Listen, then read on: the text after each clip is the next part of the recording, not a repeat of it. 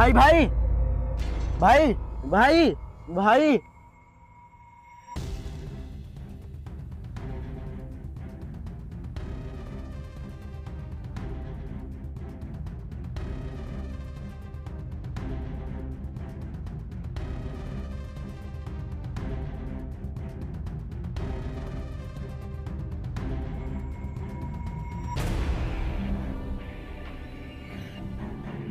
तुम कौन हो भाई और यहाँ कैसे?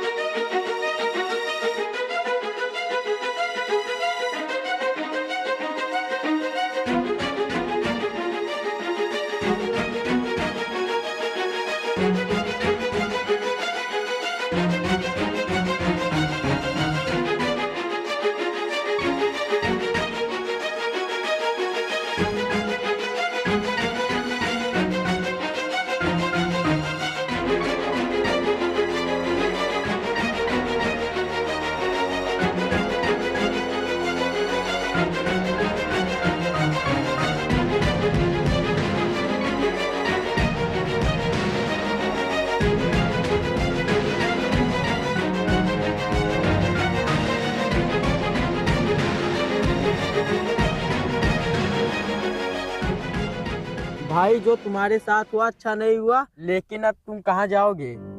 इतनी बड़ी दुनिया है, अब देखो ये किस्मत और रास्ता कहाँ ले जाता है मुझे। तुम ऐसा करो, मेरे साथ मेरे घर चलो। नहीं भाई, मैं किसी के ऊपर बोझ नहीं बनना चाहता। मैंने तुम्हें भाई कहा है, भाई किसी के ऊपर बोझ नहीं होता।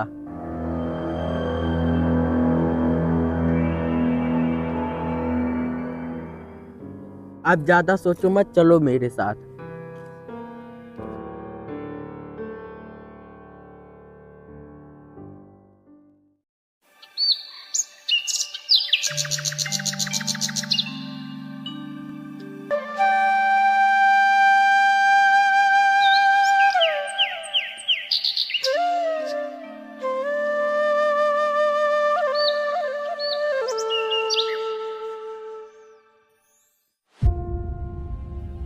अरे ये कौन है?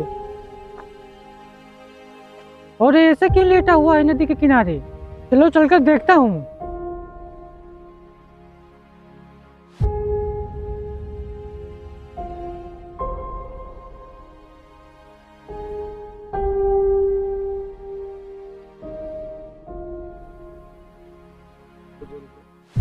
अरे बेटा, कौन हो तुम? बेटा ऐसे कैसे लेटे हो? अरे बेटा बोल क्यों नहीं रहे हो कुछ? हेलो बेटा।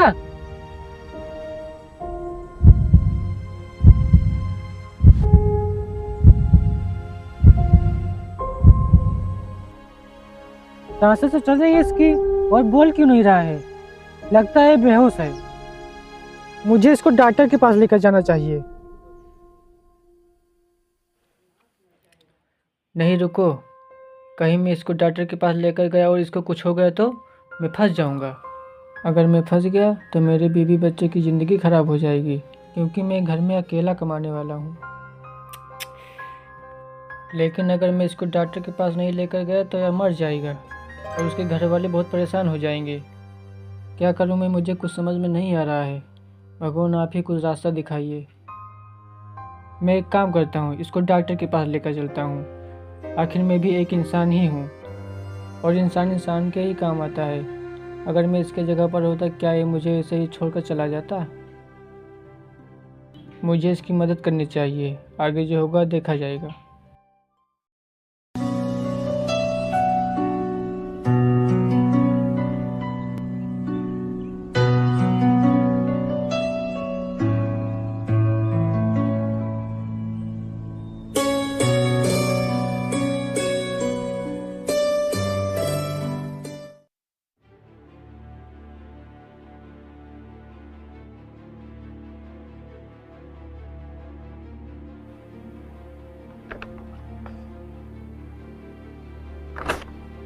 अरे रामू, मुझे थोड़ा काम से बाहर जाना पड़ रहा है, तुम भट्टे पटे रहना और मजदूरों का ख्याल रखना, क्योंकि ये सब ठीक से काम नहीं करते हैं और जरा सा मौका पाते हैं तो काम बंद कर देते हैं। आप बेशक जाइए मालिक, मैं आपका नमक खाता हूँ। आप जो काम देंगे मैं ठीक से करूँगा। ठीक है रामू, अब मैं जा रहा हूँ, नहीं तो मुझे वापस भी आने में टाइम लग जाएगा। ठीक है मालिक, आप जाइए।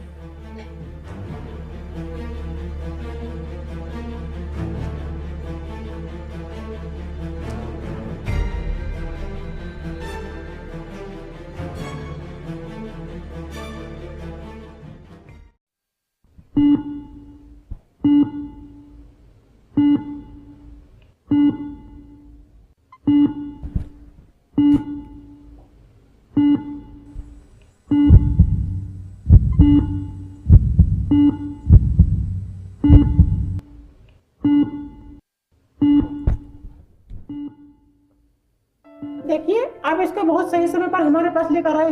अगर जरा सा भी लेट कर देते तो इसकी जान भी जा सकते थे। अब आपको घबराने की कोई बात नहीं है, अब इनकी जान खतरे से बाहर है। गोली सिर्फ पेट में लगकर निकल गई है और उनकी याददाश्त कमजोर हो गई है सिर में चोट लगने की वजह से, लेकिन आपको घबराने की कोई बात नहीं है, ये धीरे धीरे ठीक हो जाएंगे। अच्छा डॉक्टर साहब, क्या हम उनको लेकर जा सकते हैं आज? हाँ बिल्कुल, आप इनको लेकर जा सकते हैं। थोड़ी देर रुकिए, अभी इनको होश आ जाएगा तब आप इनको लेकर जाइएगा। और हाँ, आप एक बात याद रखिएगा, जब आप इनको लेकर जाइएगा तो रास्ते में कुछ खिला भी दीजिएगा। ठीक है डॉक्टर साहब। ठीक है, आप जाइए, इनका ख्याल रखिए और मैं चलता हूँ, मुझे दूसरा पेशेंट देखना है। ठीक है डॉक्टर साहब, नमस्ते।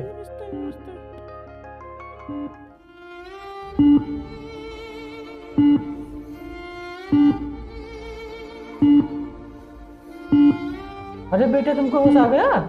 चलो तुम मेरे घर चलो, उठो उठो बेटा उठो।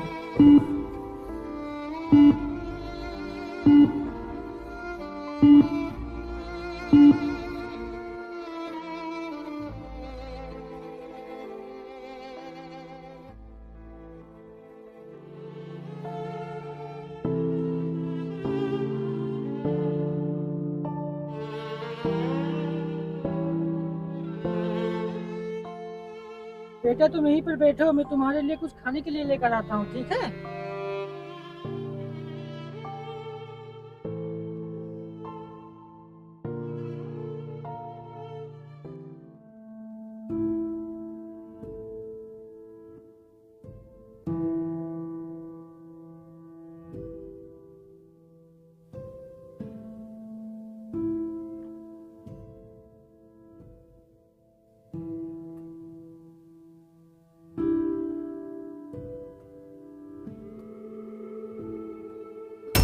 अरे ये कहाँ चला गया?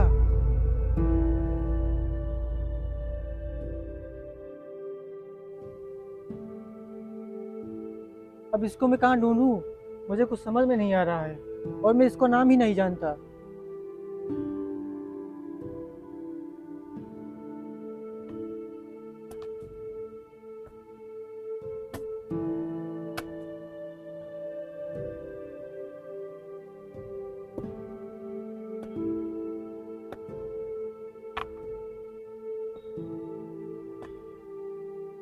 अब मैं कहाँ जाऊँ इस बुढ़ापे में उसको ढूंढने?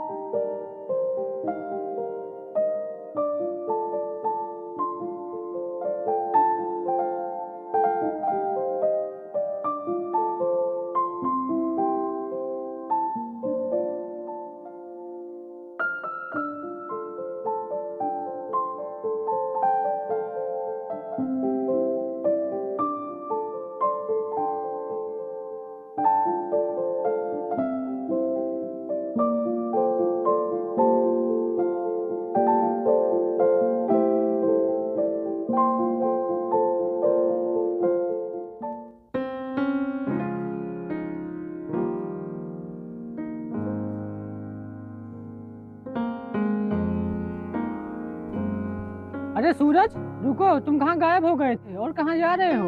मैं जा रहा हूँ अपने घर। कौन सा घर, कैसा घर? तुमको पता भी है सूर्या ने तुम्हारे घर पर कब्जा कर लिया है।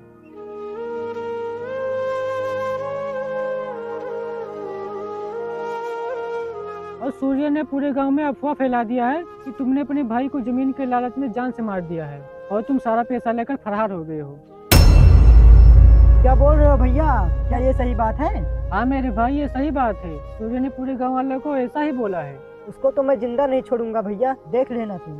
क्या कर पाओगे तुम उसका, बोलो। मैं पुलिस स्टेशन जाकर उसके नाम कंप्लेन करूंगा कि उसने मेरे बड़े भाई का कत्ल किया है और मैं अपने बड़े भाई के खून के इल्जाम में उसे जेल करा दूंगा। अरे तुमको पता नहीं है, सूर्य की कंप्लेन किसी थाने में नहीं लिखी जाएगी।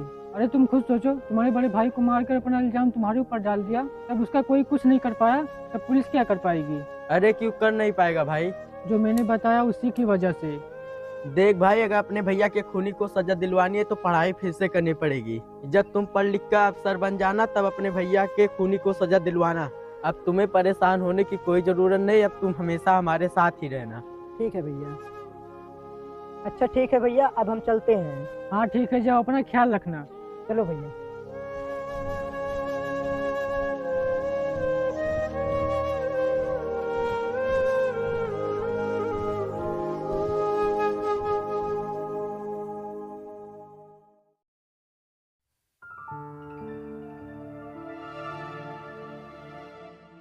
भैया मैं जा रहा हूँ पढ़ाई करने लाइब्रेरी। ठीक है, जाओ, आराम से जाना। ठीक है भैया। ठीक है।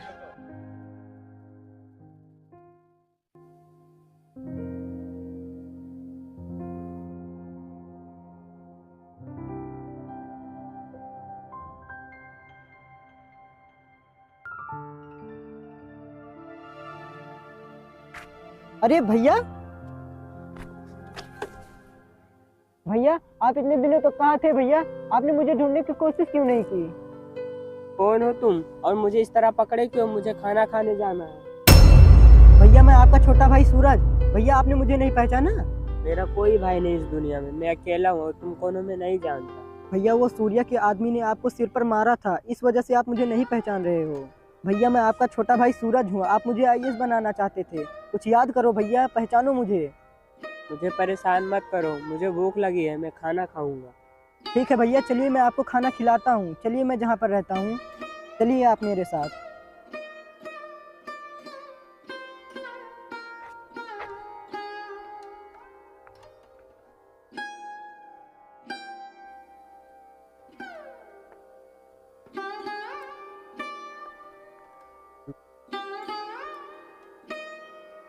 भैया, भैया देखिए मेरे साथ कौन आया है।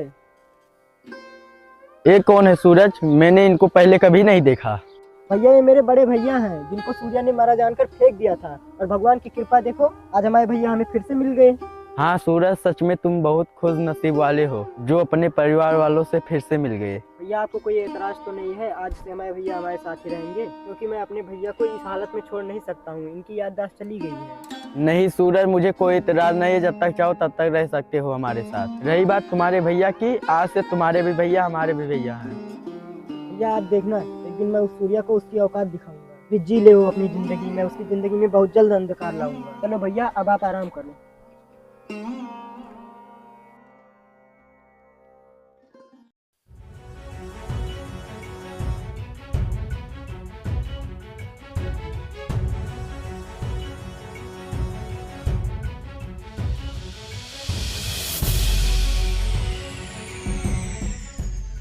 भैया अब वो दिन आ गया है, अब सूर्या को उसके किए की सजा मिलेगी। मैंने उसके खिलाफ सारे सबूत इस फाइल में इकट्ठा कर लिया है, मुझे बस आदेश करना है और वो भी मैं आज कर दूंगा। आज उसके काले करतूतों का आखिरी दिन होगा।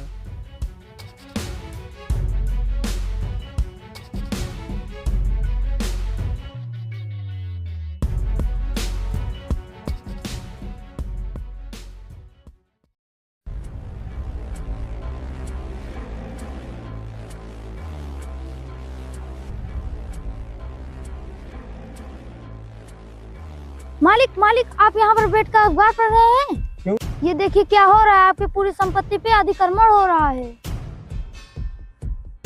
आपने जो जो जमीन छीना है सरकार उसको वापस दिलवा रही है। ये कैसे हो सकता है? ये सब झूठ है, मैं इसको नहीं मान सकता हूँ। वैसे ये सब करवा कौन रहा है? सुनने में आया है यहाँ पर नया कोई डीएम आया, वही सब करवा रहा है। ये मेरे बारे में नहीं जानता है क्या? इस उससे तो मुझे मिलना ही पड़ेगा। अब अभी मैं जाकर मिलता हूँ इससे।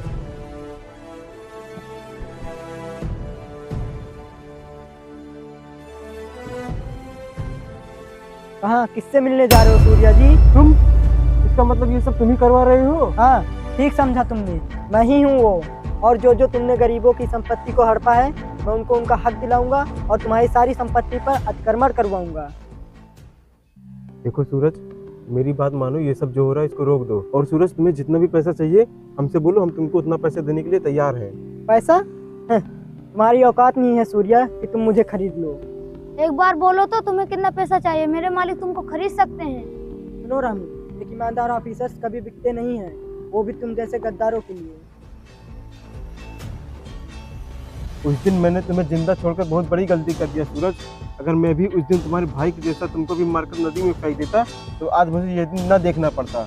उस दिन का मुझे अफसोस है सूरज कि तुम मेरे हाथों से जिंदा बच निकले। अगर तुम भी मेरे हाथ लगे होते, तुम्हारे भाई को जैसे मैंने मारकर नदी में फेंक दिया था, वैसे मैं तुमको भी मारकर नदी में फेंक देता। लेकिन अफसोस है मुझे उस दिन का।